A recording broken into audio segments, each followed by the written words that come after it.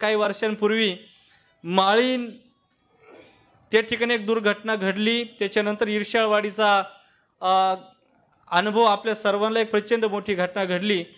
त्याच्यानंतर महाराष्ट्रामध्ये ह्या जून जुलै महिन्यामध्ये जर कुठं जर एखादी घटना घडणार असेल तर आमच्या अकोले विधानसभा मतदारसंघातील एक म्हाळुंगी एक गाव आहे, ती सोंगळवाडी आमच्या आदिवासी समाजाची एक वाडी आहे।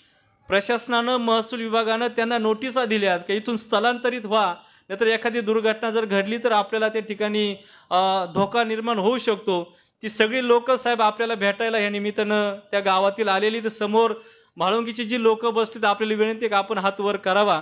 ही हयात असताना ही सगळी लोक साहेब आपल्याला भेटायला या ठिकाणी आलेली आहेत। त्यांचा डोंगर कधी कोसळू शकतो आणि मग त्यांचं पुनर्वसन साहेब आपल्या माध्यमातून झालं पाहिजे, त्यांना जागा मिळाली पाहिजे, ही आमची प्रामुख्यानं त्या ठिकाणी ती एक विनंती आहे। दुसरी साहेब आमची एक विनंती आहे की आमच्या